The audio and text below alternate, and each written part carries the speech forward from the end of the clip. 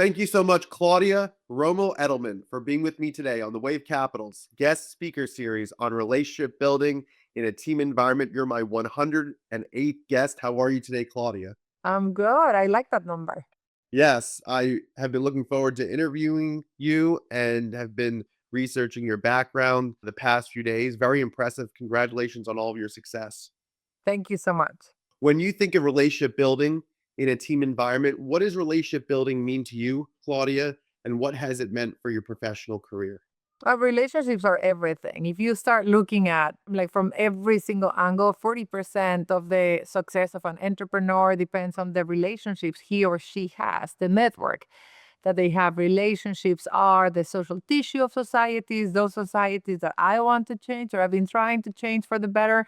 So there's nothing that works without understanding that humanity is a single family. That the name of the organization I created is called We Are All Human, just to remind people that we are 100% interconnected, that what happens to one affects the other, that it is like a body. Like, not because if you hit your head, you're gonna feel ill the entire body. If you cut your hand, you're gonna have a headache or whatever it is. We're 100% interconnected, and relationships matter more than anything. I think that for someone in the fields like that I've been going through in life, like me. Yes, and in recent days, your really good friend and mentor Jesse Jackson passed away, Reverend Jesse Jackson, and I saw that you were posting on social media and paying tribute to him. My question is, when it comes to people like the late Jesse Jackson or people when you were growing up and starting out in your career, who are your mentors? Who are your confidants? Who are people that you looked up to for advice?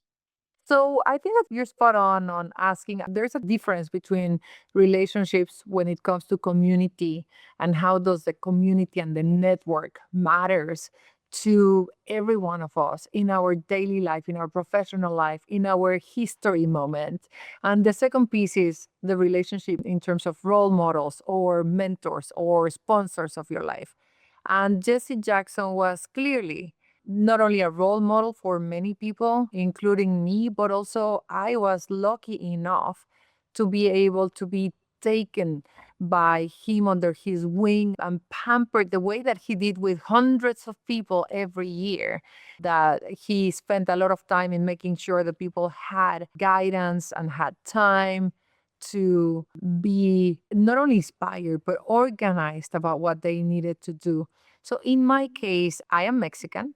I left Mexico 35 years ago, more or less, and I went as a diplomat representing Mexico abroad. I moved from diplomacy, national diplomacy, let's call it that way, to international diplomacy and started working for organizations like the United Nations, UNICEF, the UN Refugee Agency, the World Economic Forum. And 12 years ago, I moved to the US with the United Nations in order to set up what they call the plan for humanity, for the future of people and planet, called the Sustainable Development Goals. And so when I moved to the US and started learning, that was the first ever time that I heard that I was a Hispanic. I never heard that term in my life before. I was just a happy Mexican in the rest of the world. And I was like, what is this Hispanic thing? And I started learning more about this community that had so much potential. So much of American competitiveness depends on communities like the Latino community that is 20% of America. 20% now, it was not back then, it was more like 10%. But it is not only the people, it's the economic power, is the youth, is the taxes that we pay. And when I started getting more moving away from the United Nations world and more into the national agenda that I was facing, it was people like Jesse Jackson that said, this is a community that requires and needs a lot of the skill sets and a lot of the tips and tricks that you've been able to learn and apply in a global setting. And then I married an American, and I was like, that's it. Now my diplomacy life is going to become a national. I became an American, and therefore it was really my story. And having someone like Jesse Jackson, who from the very beginning said, not only I'm going to officiate your wedding, being a long friend of my husband's family, but also I'm going to make sure that I open the doors for you so that you understand how other communities operate. I'm going to make sure that I award you when you don't feel that you deserve it. He gave me my first award, and I remember distinctively in the US. And I remember distinctively, I was like, I don't even belong in this room. And he said, like, if you are wondering if you belong in the room, it's probably because you are meant to make room for others like you. Look around and see how many Latinos there are. So I think that relationships, to your question, matter so much in the horizontal way, in the community front, in the network front that we need, but also when all of us play a role up and also down to people that we are mentoring without knowing it, that we're sponsoring maybe without knowing, that we're inspiring without knowing it, or that we're intentional the way that Jesse Jackson was with me and with hundreds of other people. Of course, and thank you so much for all of that insight and the wisdom that Jesse had shared with you. And it really, I very much believe this, that it has had such an amazing impact on your life. And you speak about the World Economic Forum, the UN Refugee Agency, United Nations, UNICEF, and your company, We Are All Human. So when you look at all of those organizations from the past and even present, and as you look toward the future, what have been specifically any relationship building moments, pivotal moments that you can look at and reflect on where you felt that because this happened or because that happened is where I am today? I have very clear moments in which I can pinpoint about like turning points in my life on decisions that I took or I was granted to give. And one of them was leaving Mexico. Like I left Mexico 35 years ago with the intention of leaving for 6 months and coming back, and I never did. And that was because someone said, I think that you really should stay in diplomacy. You're prone to culture, you're prone to languages, you're interested in the world. And I probably that person was an ambassador, was like casually mentioning like that. And then I was engaged. I sent my engagement ring via FedEx back to Mexico. And I'm like, I'm staying here for a little longer. The decision of leaving diplomacy, national diplomacy, to get into the World Economic Forum because I went to one of the Davos of the world with my president at that time of Mexico as an accompanying person. And they said, like, you literally should be more global than national. And that single comment gave me a seed of thought of I could expand it, I could try it, I would like to see more. So I think that I can pinpoint overall all the big changes, even coming to the US, having been in Switzerland for more than 18 years, having two Swiss children, and so on. It was pretty much a decision of someone offering perspective that I might not have seen immediately.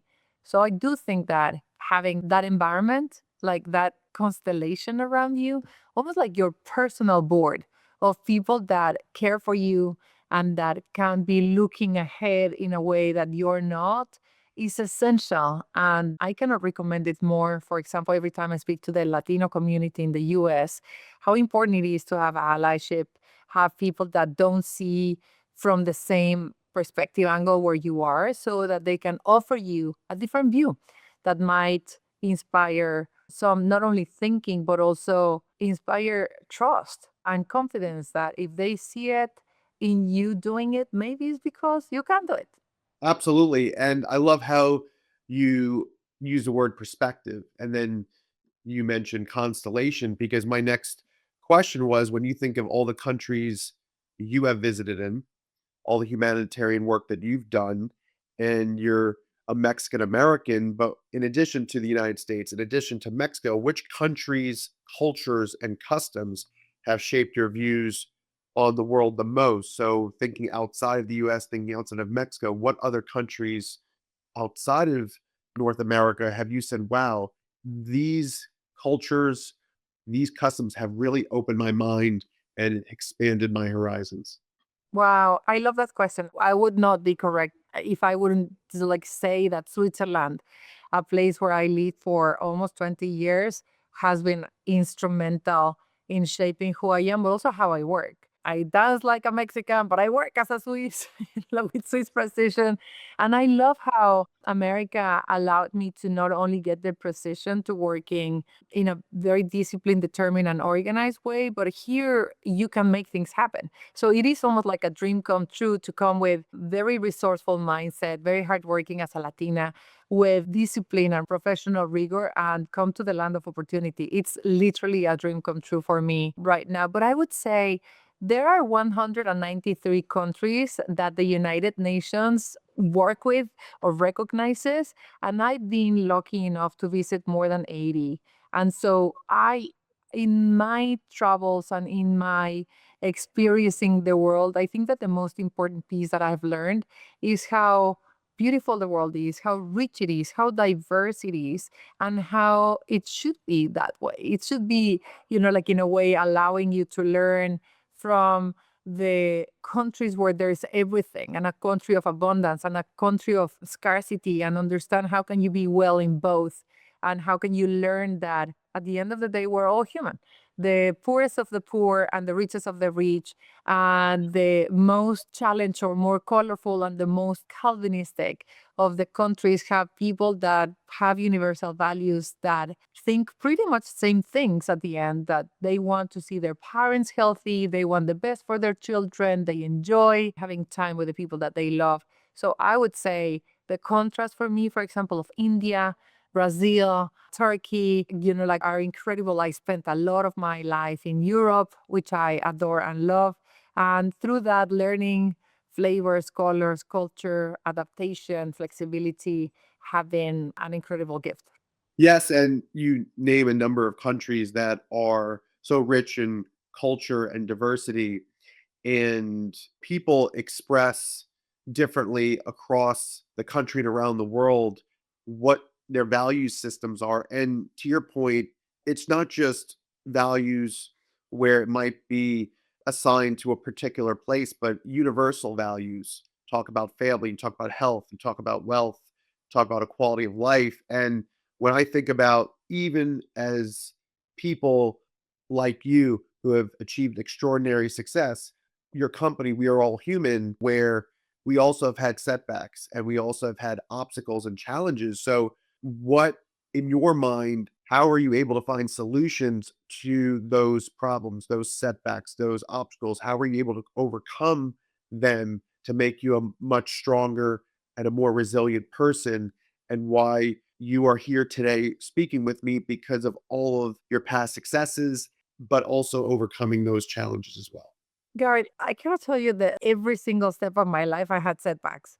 Like, particularly in the line of business where I am, which is social change, I've had always been attracted also to big ambition goals like ending poverty or increasing gender equality or eliminating malaria. Those are things that you just like don't do as a launching a product line or anything that is more concrete and where you have control. Those are challenging things that one single person, one single party, one single country cannot do alone. So I'm drawn to big, hairy, audacious goals.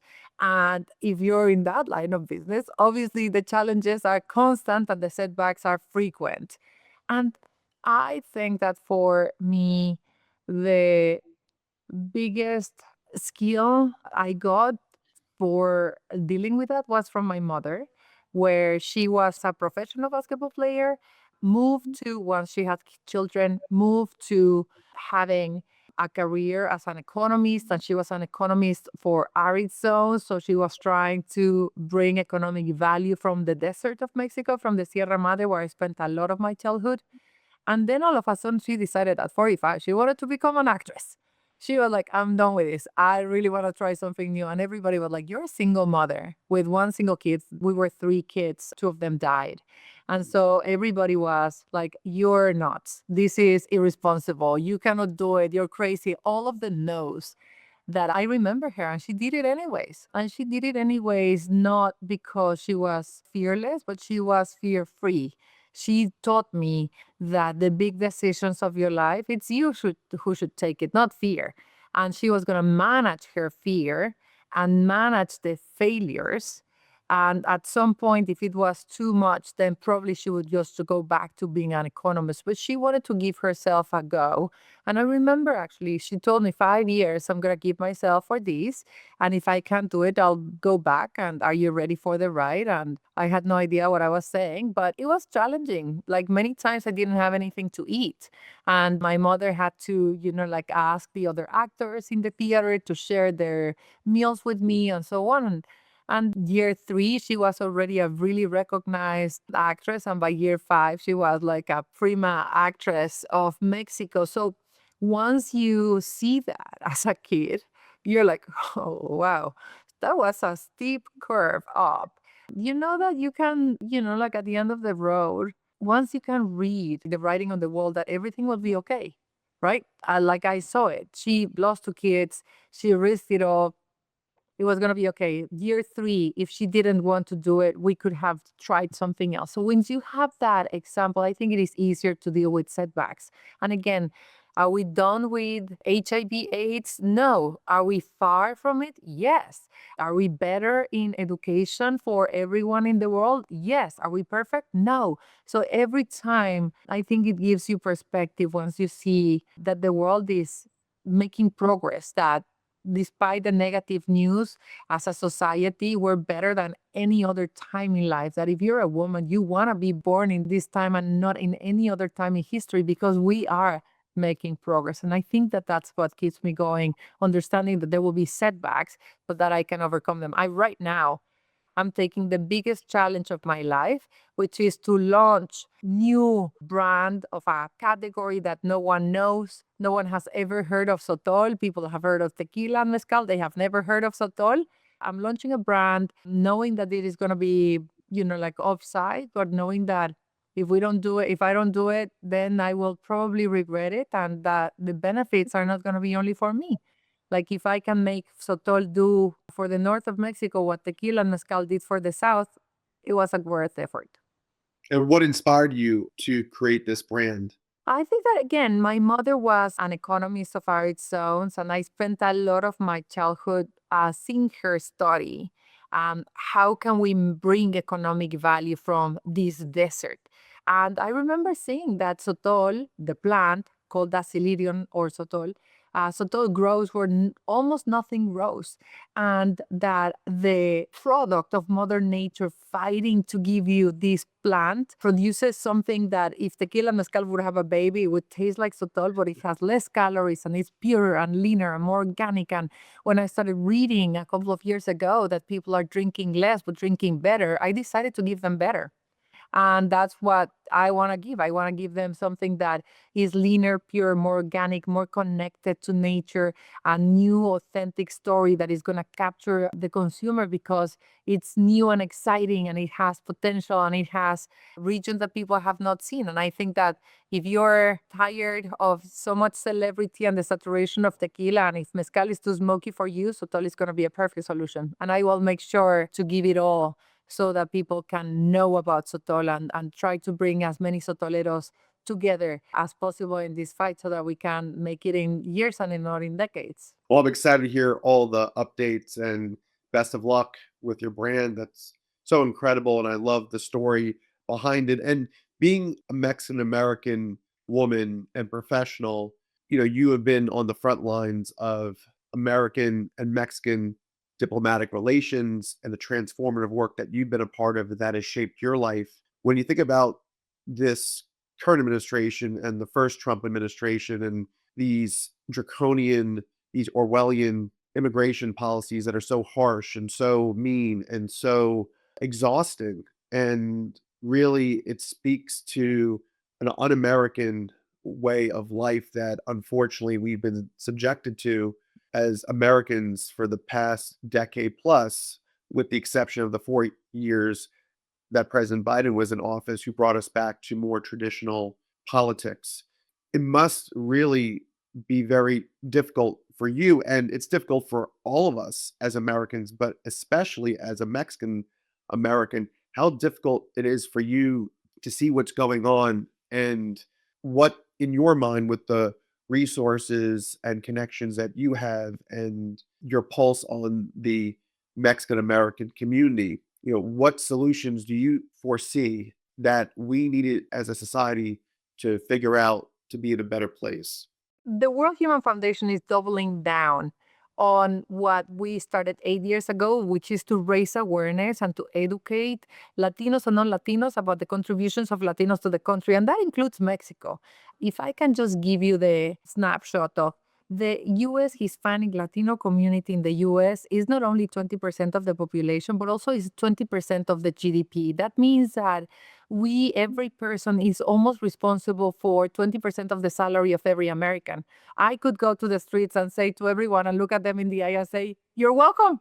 You're welcome for that 20% of your salary." We are not only the economic power producing 20% of the GDP with $4.1 trillion in the size of the economy, but we're also the purchasing power. The purchasing power of $4.1 trillion.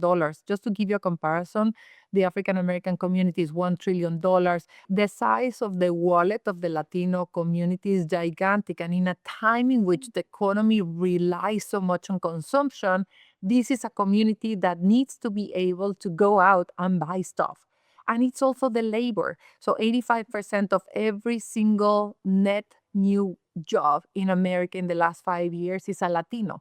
So we don't only have the values of hard working, but we also are working it. And we work more and longer than any other group in America. Why? Because we start younger and we end later. So we have the labor, the consumption power, the economic power, the population, and then the youth. We are the youngest cohort in the country with an average age of 28 years old compared to the rest of America, which is like a decade older. And one data point that I hope that is going to stick in you is the mode. The mode is the most common, not the median, not the average, but the mode, the most common age of Latinos. What do you think is the most common age of 65 million Latinos today? The most common age, Of 65 million US Latinos today? 35, 35. What do you think is the most common age of non-Latinos? 25. All right. The most common age of US Hispanics today, that means the most common age of 65 million Latinos today, is 17 years old. Wow. The most common age of non-Latinos is 61. Wow. So when I just tell you that, for me, it means that we are the taxpayers, the workers, the youth, the future consumer, the today consumer, the tomorrow worker. And this is a community that is growing, that has the values, that loves America. Hispanic values are American values. And if I start talking to you about the relationship with Mexico of this US Hispanic community with 45 million Mexican Latinos in the US, it represents $64 billion in remittances, which makes it the income source number one for Mexico. So we're talking about a gigantic competitive advantage for the US and for Mexico. And the job that someone like me has is to make sure that people know about it. We're literally trying to raise awareness through it by creating data, by creating campaigns, by distributing in the education centers, by creating books and everything else. Because when you know what I just said, politics get to the side and you start looking at it as America's growth. And when you start looking at it that way, then it's easier actually to start mitigating and understanding that not all the stereotypes and the biases might be just that stereotypes and biases, and that might not be factual. For example, the first one, most important one to debunk right now is the fact that people think that Latinos or associate Latinos with undocumented. And if you think of that, nothing else that I tell you will matter because you're going to think in the back of your head you're doing something illegal or something criminal. Where the reality is that 81% of Latinos in the US are citizens, more than 8% are residents, making 90% of the Latino community perfectly legal and documented. And so it is about debunking that. So more than getting emotional, I just get strength from the anger. I just want to make sure that the mission that we have is crystal clear so that we don't stop, even when we think it's hard. Yes, and you're so passionate about getting the word out, getting these very important statistics out, and because you speak at a lot of organizations and a lot of companies, and are there any companies' mission statements that you are closely aligned with when you have spoken with these businesses and you say to yourself, because I'm so passionate about making sure that immigrants from Mexico in this country are being treated equally and fairly and accepted for not only who they are, but what they're about, what their belief systems are about, what their values are about, and how they're contributing to our economy. So I love how you provided my audience and me with all of these facts and figures because I would imagine if when you speak with these organizations, you are sharing all of this data because it represents people who you know very well who are doing the very best they can to contribute to the American economy, but also to these multinational companies, companies that are based here but have a presence overseas, like your husband, Richard Edelman's global PR firm, the largest in the world, Edelman. I'm sure they value diversity just like every other major company based in America that has a presence throughout the world. And you're very right about like the question about like how do you address an audience, and you're into sports, and that you understand that basically you don't talk or you don't coach a team or you don't tell your audience about a team in your perspective, you tell it in their perspective, you bring them value. So if you're coaching someone, you're going to say like you can do great and this is the way it looks. So when I go and talk to companies, I don't talk about social justice or I don't talk about diversity, equity, and inclusion. I talk to them about their own interests and their business imperative to grow. When you're looking at what the hockey team has done for US Pride, you don't look at them from the perspective of the individual teams. You talk about like how they put America's name up and how they made us feel proud. And that's pretty much the story, is understanding who you're talking to so that you can hit their drivers and understand their pain points and understand how they meet your drivers and pain points in a way that makes trust building, communication, and understanding the relationship piece. That I'm gonna go back to the relationship piece that you started with, which is building trust by making sure that you're stepping into a relationship by painting the picture of what they need and how this community is literally one of the best drivers of growth that they can meet, and they probably haven't seen either how to engage with them or where they might have some leverages to do some action and to move it forward. So it's not coming from a place of individualism or isolation. I think it is on the contrary, it's putting the goal at front so that the conversation flows in a mutually agreeable part for everyone. Of course. And when you think of your husband, Richard, or when you think about your late mom, Cecilia, both very accomplished people, and I'm sure your children are very accomplished as well. So, talk me about, for my audience and me at home, the family structure within your own family that you value so much and what has worked so well for you and your family.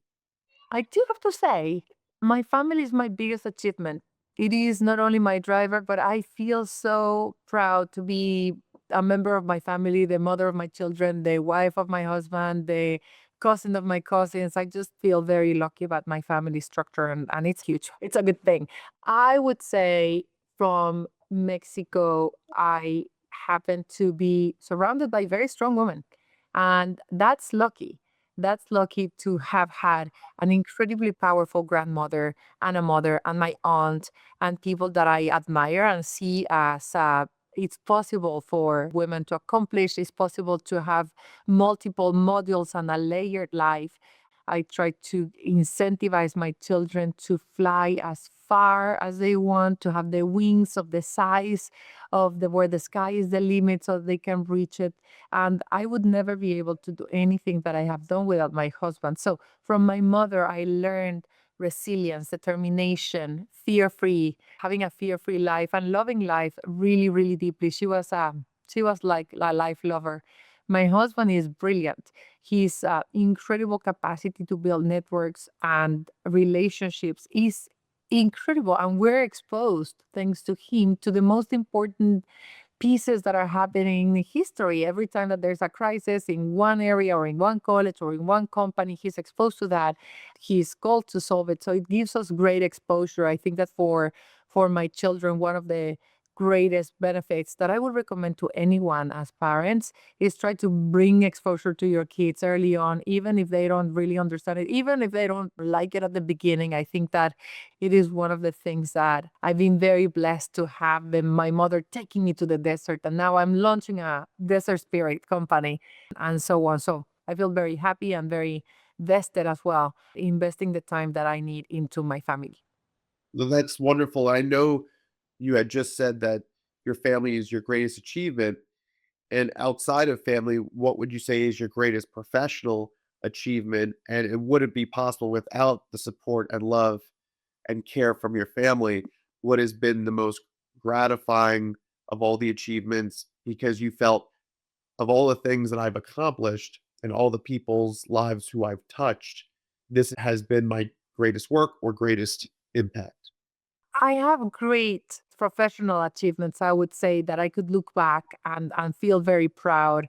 They are monumental in scale, I would say, like launching the Sustainable Development Goals with the United Nations. But I think that the most personal of that, the only thing that I have done in my life that was personal to me and not like far away, like AIDS, tuberculosis, and malaria, things on public health or global challenges are great and nevertheless not personal, is the work that I have done with the Latino community, launching the Hispanic Star, is moving that needle where we've been able to measure through the Hispanic sentiment study that in the last 8 years, our organization, with in conjunction with the work that many other organizations have done, have made a dramatic raise in awareness among the Latino community of their own contributions to the country from a very low 14% by 2018 to a 77% last year. So that means that 14% of Latinos, only 14% of Latinos were aware of how many we are, how young we are, how much we contribute to the country, and they thought we were small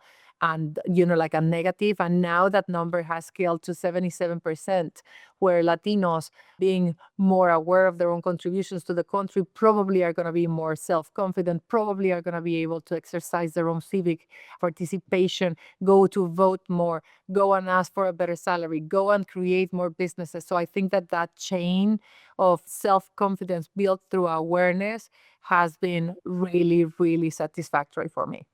Yes, and dealing with pressure builds character, and because of that exposure you speak of at such a younger age in their formative years, Mexican Americans feel that with cognizance of the world around them, being exposed to it just by nature or just what's been instilled, they're able to adapt more freely. They're able to use versatility to be able to really take on a lot of different assignments or pursue a lot of different interests because they value hard work and speak about resilience, speak about strength, or wanting to also make their families proud. I'm an Armenian American, and like Mexicans, Armenian Americans, we went through a genocide over 100 years ago.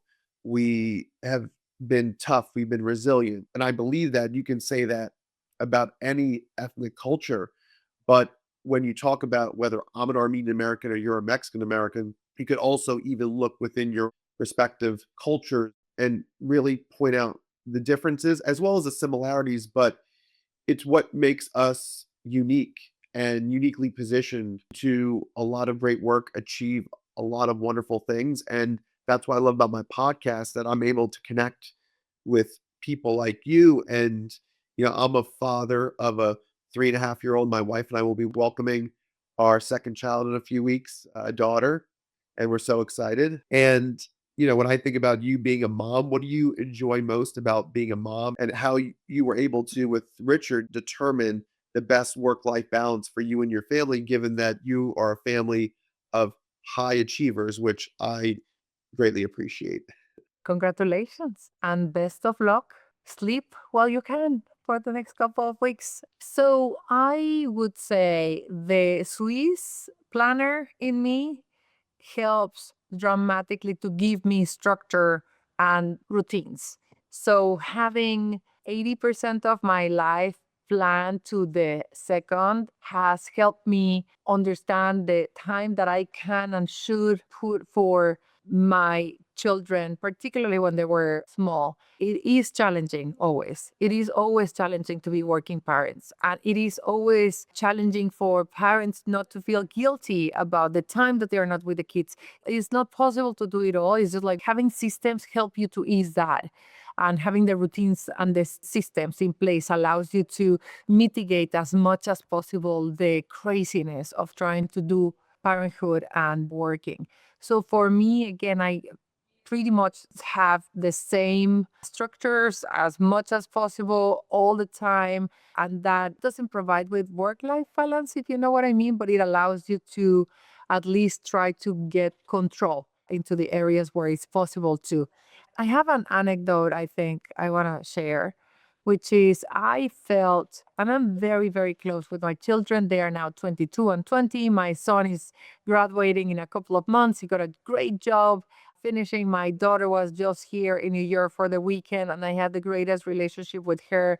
She is in college in sophomore year, and I think that they would never remember how chaotic and crazy it was like when they were growing up.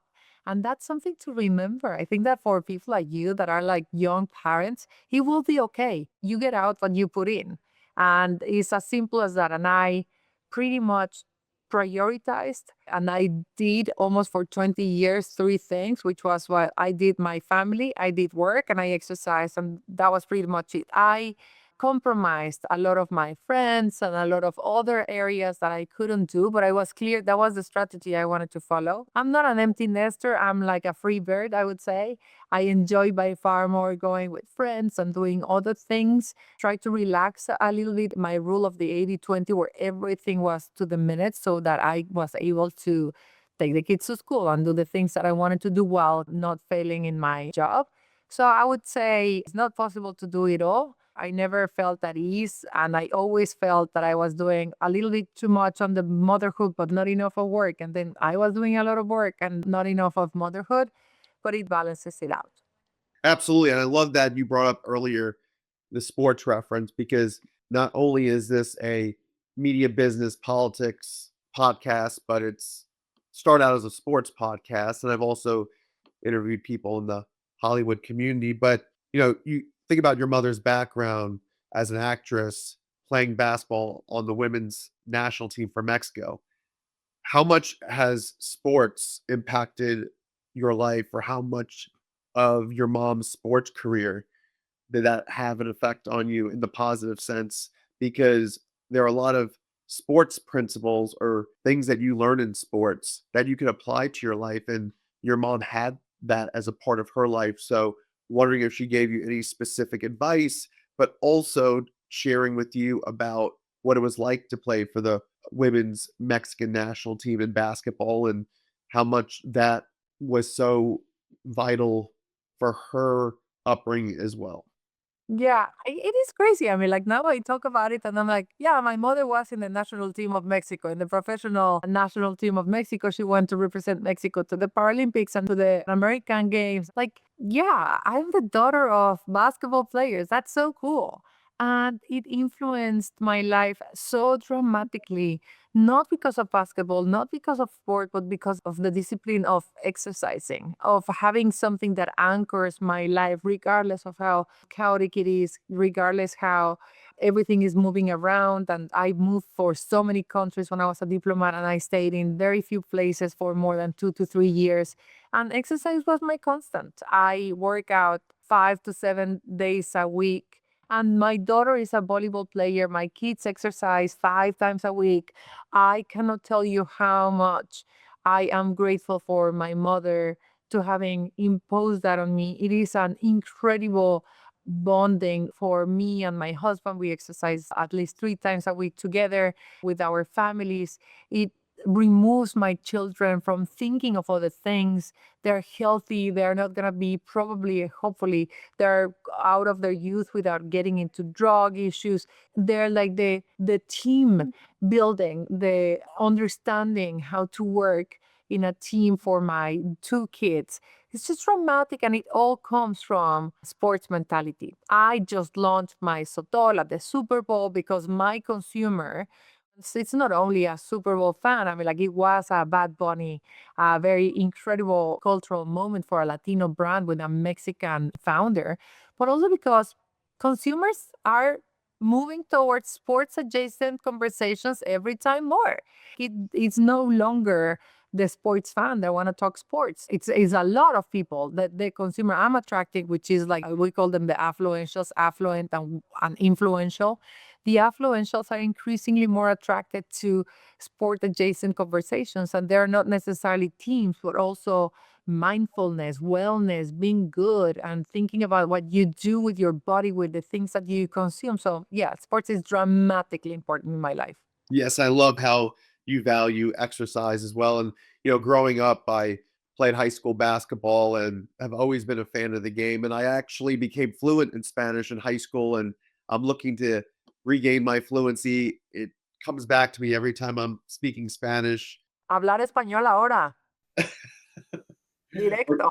I wish we met a while back when I was fluent, because we could have done this interview in Spanish and I would have felt more confident to speak Spanish with you. But at a later time, our next conversation, I'll practice Spanish with you more, because I love speaking Spanish. And, it meant a lot to me that I was able to learn it, read it, understand it, write Spanish. So that meant a lot to me in high school. We would watch telenovelas, but when you think of the 6 languages that you speak, which of your favorite non-English and non-Spanish languages do you enjoy speaking, and why? Which ones were interesting to learn? And I also would remind my audience that when you can speak a language, it allows you to even get much more immersed in countries, cultures, and customs. Yeah, no, 100%. It allows you to be not only bilingual or multilingual, but also bicultural or multicultural. It allows you to understand the cultures 100%. And it is easy. Once you have one language, you can learn with a little bit more ease others. In my case, because I speak Spanish, it's easier for me to speak the Latin based languages, French, Italian, Portuguese, and I love German. So, like, if the question was, what do I enjoy? Well, listen, I make my math and I dream in German still today. I dance and sing to Portuguese. I talk to my kids in French because that was their mother tongue. Growing up, every time I don't want people to hear me punishing them or saying something nasty, I speak to them in French. So I love Brazilian music and I dance to them and I watch films in French and I talk to my kids in French. I make math in German, and then I think that the rest is a little bit more an opening door for me to be able to feel connected to someone at the core level, at the ground level. If I'm in Italy, it's going to be easier for me to understand Italian lifestyle. Like, was very useful for the United Nations as well. Yes, absolutely. Final couple of questions before we depart from our interview.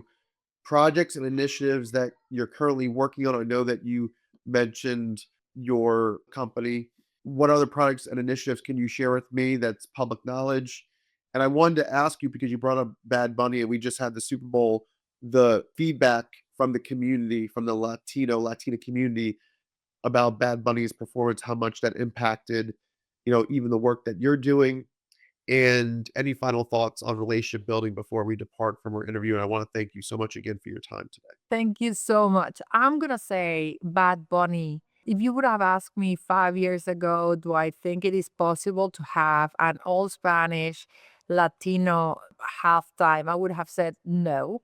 But I started looking at the data. And I started looking at the data about, like the most consumed beer in America is Modelo, not because Latinos are drinking 5 times more, but because Latino values are translating, they're like transposing itself into American life. We have Taco Tuesday, our food culture, our music is getting to places people want to adapt a number of pieces. So yes, it was not a show necessarily as a love letter to Latino culture for the world. It was an awareness raising piece about unity. And I was at the Super Bowl when I saw that, and I didn't realize the sacrifices that Bad Bunny did to his own brand. He could have gone showy. He could have gone one hit after the other and just like give us, like the dance moment of the century. But he decided actually just to put it as a statement. And I admire that dramatically.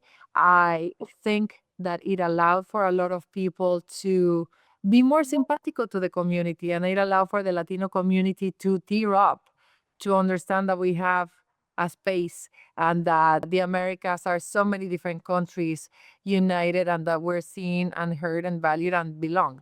So that was a perfect moment for me to launch what I hope is going to be my next big project for the next, like 5 to 7 years, until someone comes and knocks my door and says they want to like acquire us or something like that, because it is an uphill battle. No one has heard of Sotol. Sotol is the next big thing after tequila and mezcal. And I want to make sure that I bring along as many producers as possible with an education campaign, so that we can not only do well ourselves, but take years, not decades, to open the door for an incredible product from the north that ideally can bring economic benefits to what is the border with the US. So that's my focus. I'm a rhino. I'm going to be very focused on that. And I hope that I will continue to elevate Latinos, but now through a bottle.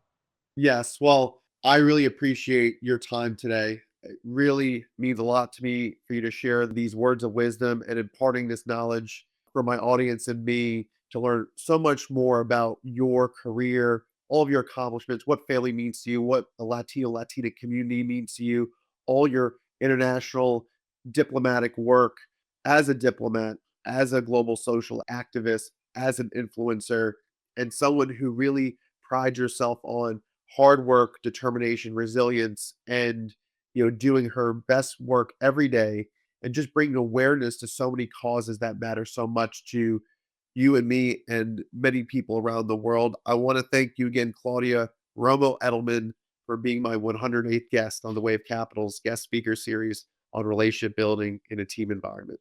Thank you so very much. I love that. That's an auspicious number for the Jewish community. That's a good number. Thank you. You're very welcome. Relationship building is the essence of humanity, and you're an elite relationship builder. And I want to thank you again for your time. Thank you, Garrett. Bye bye. Take care. Bye.